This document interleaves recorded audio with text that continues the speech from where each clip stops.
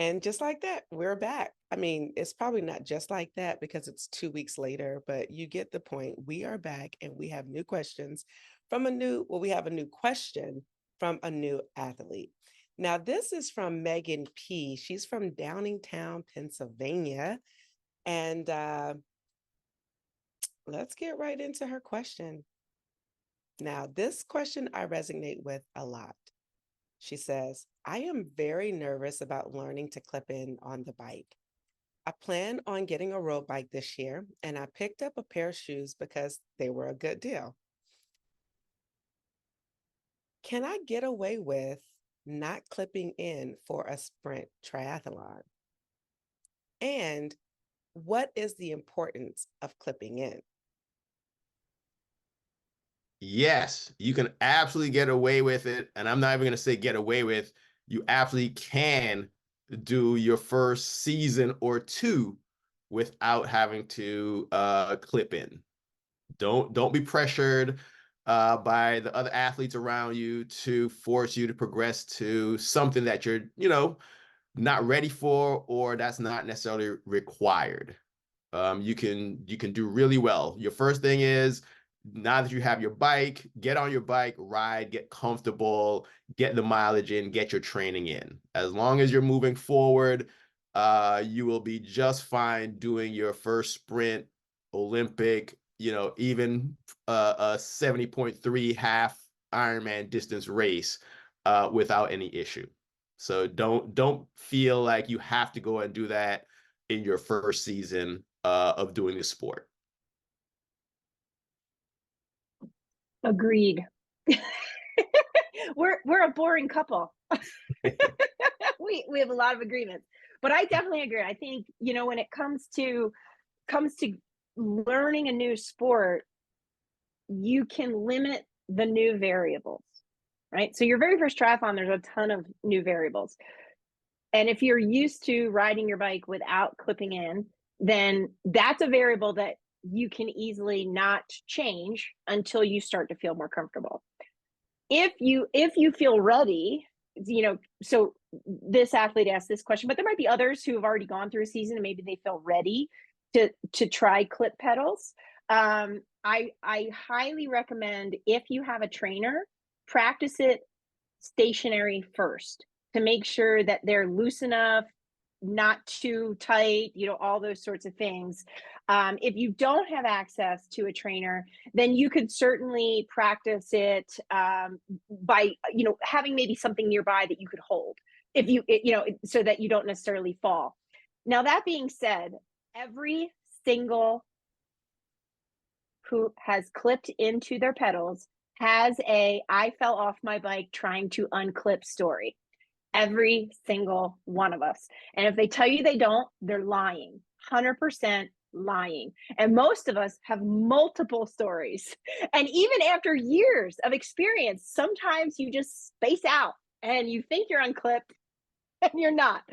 So I guess part of that is getting a little comfortable with that. And when you're practicing, I've seen some people wear like knee pads. I've seen people wear things to, if you do fall, just to protect yourself a little bit from road rash.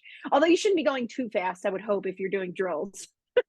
Hopefully you're going slow enough that you're not going to give yourself a big burn. Other people might practice on grass. That way, if you do fall, it's a softer surface than like concrete or gravel might be. But yeah, but you can absolutely do your first season. There's no pressure. Yeah. When you finally get out there, I would say find yourself a nice empty parking lot where you can practice. Do not, I repeat, do not go on a bike ride with a group of friends the first time you're trying to put on your clips and say, okay, I'm just gonna go with them. That's the worst idea. And anyone who asks you to do that is not your friend. Just take it from me. I would say find a nice parking lot for your first time out.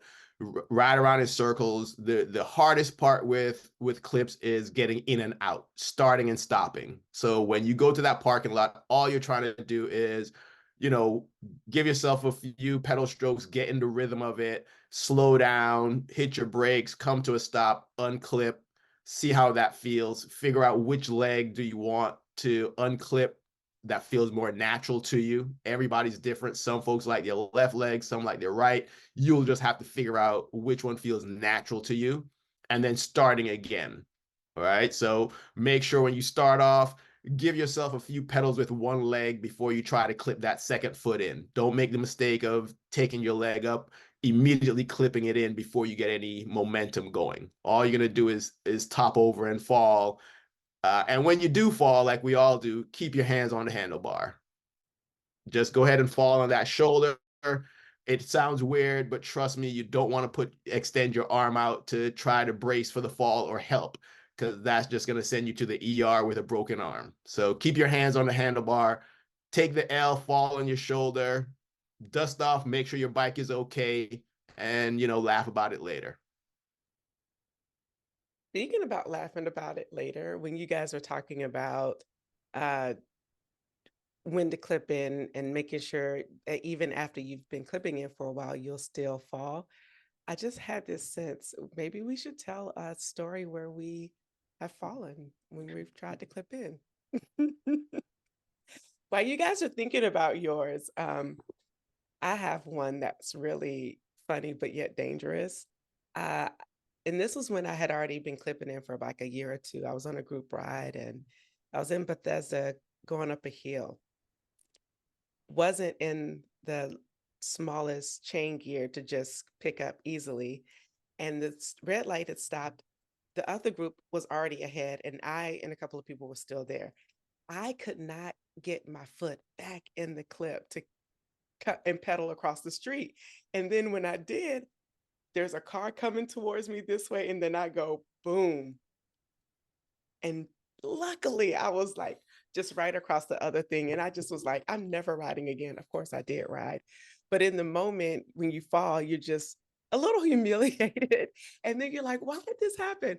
But yes, I've had plenty of stories where have fallen, and that's the more recent one.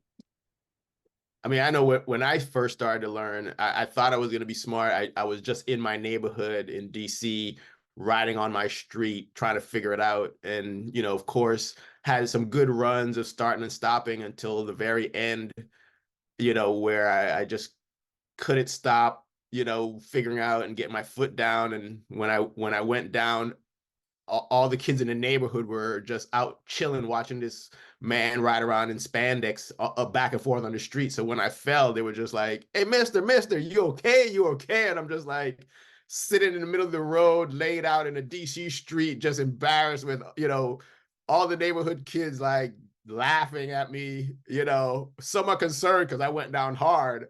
And it was just like, oh man, of all places you want to fall is not in front of a group of, kids, as an adult. But it was like, yeah, I'm good.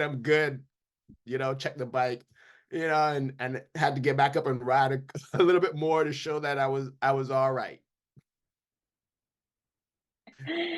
Yeah, my first time, I had done the drills, I'd practiced. So this was like my maiden voyage. I'm going to go out and be a big girl and I'm going to be clipped in.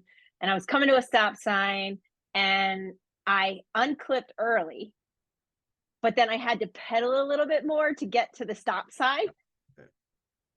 And it clipped back in, unbeknownst to me. I thought I had managed to stay unclipped. So as I went to stop, I just fell. I mean, it was literally like I was not even moving and I just fell. And at that exact same moment, similar to your story, Lord, a school bus was letting off a group of kids. And I can vouch for kids are going to make fun of you hard. Don't you know how to ride your bike, lady? Like all. So, yep.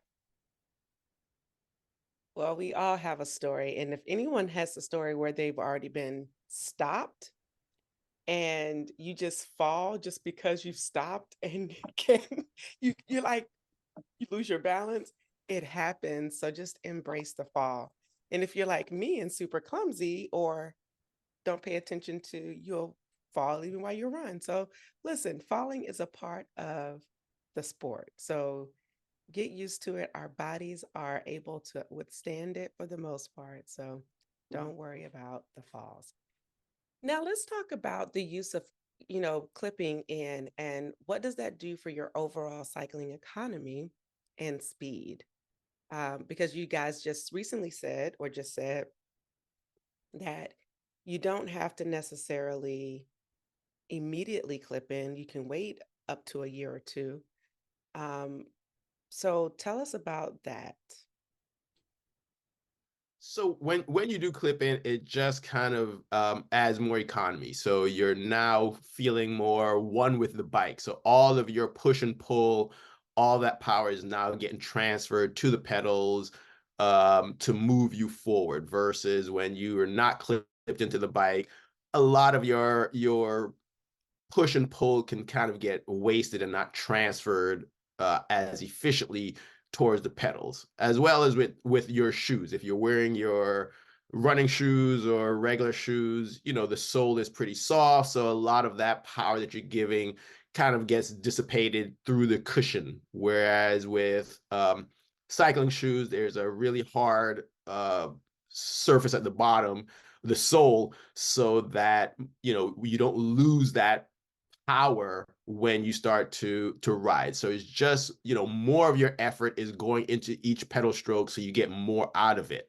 It's not necessarily that you're working hard, it's just you're not wasting as much of your energy and your effort to get something out of it. And even when you do clip in, it's still a matter of learning how to pedal correctly, because you can be clipped in, but if you're still mashing the gears, you know, you're still not as efficient as you should be, even if you're using the right tools.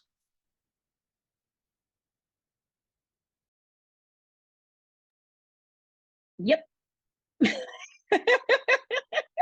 Not much more to add to that other than what Coach Lloyd's already said. Okay. Well, this question is a little different. So we will go with you with this one, Maria. What adjustments or considerations do you have to make when clipping in or transition from clipping in from riding a regular bike as it relates to your bike fit?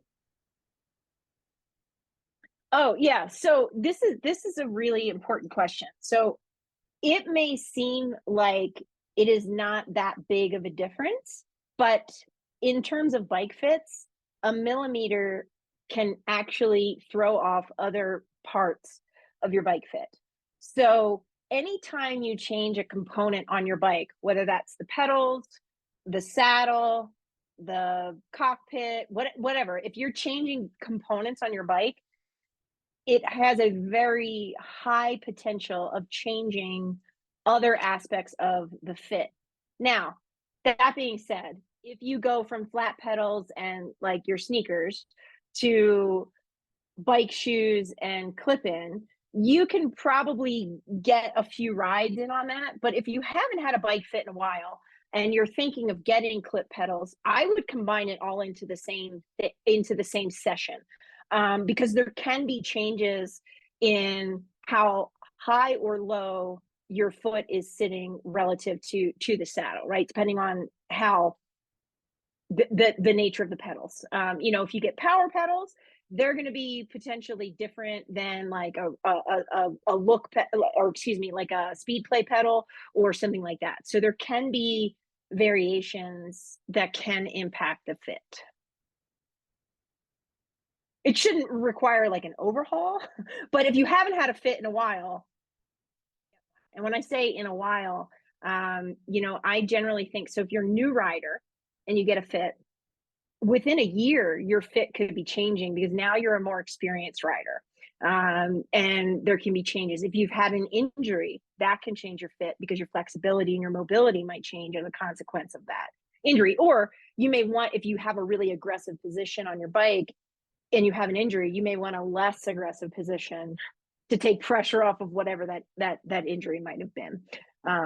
But you know, a lot of times a poor bike fit shows up as a running injury, but it's not. It's a bike fit problem. So keep that in mind. A poor bike fit turns up as a running problem? It can. Huh. Mm-hmm. So you may have no pain on the bike, no numbness, no nothing. You may be fine, but you have a string of running injuries or what you perceive to be running injuries because you have issues when you're running. but they don't go away with rest. So let's say you take 3 to 4 weeks off of running, and then you come back and you're still injured, and you haven't had a bike fit in a while. You may want to check that out. Now, you may still have a running injury, don't get me wrong, but if your bike is poorly fit, it can injure you. So I think that's maybe the takeaway that I want everyone to take from that. And it's important because, again, triathlon is an expensive sport, and bike fits are not cheap, and cheap bike fits are probably not good. They should last several hours, like, for real. Like, so if you go and get a bike fit and they look at you for 20 minutes, that was not a bike fit. That was a introductory consult. A bike fit could be anywhere from 2 to 4 hours. Now, not an update. So if you've gone and, like, so I have an athlete right now who's gotten a new bike. So she got a full bike fit, and now they're going back and they're tweaking. So the little tweaks could be shorter, but like that full bike fit where they're checking everything. And the best bike fitters have a really good sense of anatomy, and how the body moves and works. And they'll typically do stuff with you off the bike just as much as on the bike. Like, they may check your flexibility. They may check your, a lot of times when I've gone to get bike fits, they see how long I can hold a plank, because that gives them a sense of what your core strength might be. They check your flexibility in your hip flexors. So if you have a bike fitter that's doing those kinds of things, they're probably a pretty good bike fitter. And I'm gonna just piggyback on Maria, because I feel like a couple folks just got scared based on what Maria just shared with them, in the honesty of it all, right? So if you're starting out, you may not need a full 2 to 4 hour bike fit. If you just got your bike and you invested in getting one, you may not need that full 2-4 hour type thing, right? When you buy a bike, usually they're going to give you that 20-minute consult. Most bike shops may be adequate enough to eyeball it, get you a general fit, especially when you're starting out and you're doing shorter races. So if you're riding for an hour and a half, things like that, a general concept getting you started may be adequate. It's not that you have to now right off the bat get that long 4-hour fit, or the more expensive one. But if after you ride for a little bit of time and you start to notice things like, hey, this doesn't feel right, that's when you want to really make sure you go in and invest in that. But just starting out, sometimes a general fitting ballpark will be adequate to get you out the door, get you through your first few rides. But as any athlete you'll talk to, what feels good at 15 miles suddenly doesn't feel good at 20, and what felt good at 30 miles doesn't feel good at 50. So be prepared for those minor adjustments with your bike fitting as your duration on the bike changes, because again, bike fits are like a grain of sand or a pebble in your shoe. At first it doesn't bother you when you're doing something short, but the longer and longer you go, it just kind of like builds and builds and feels like a boulder. So, just when you're getting started, a regular fit or a regular consult may be adequate, but keep in mind, if something feels off, that's when you may say, hey, you know what? I've got to get a really good fit to make sure. I'm having some undercarriage issues. I'm having some back pain. I'm having some, things like that. So, I just don't want to dissuade you from right off the back saying, hey, I've got to invest all of this. It's a progression. It's not all or none when you start off. So it's all true, just kind of, take it in portions. Love it. Maria also mentioned something about cleats, and she was almost going into it. So I'm just going to give you a brief high level of the different type of cleats. You have the power cleats, which you'll get into once you really decide, like, this sport is for me, because power cleats are very expensive and they are a different ball game. But just standard cleats would be SPD, which are known as Shimano Pedaling Dynamics. So they're the cleats that are kind of small and recessed. Then you have look style cleats. And that's just a different format cleat that kind of looks a little bit differently, maybe like a triangular looking thing.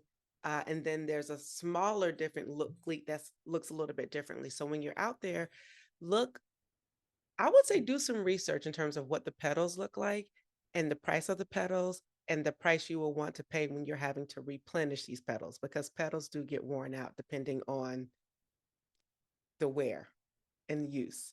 So if I got any of that incorrect, coaches, please check me because I am not.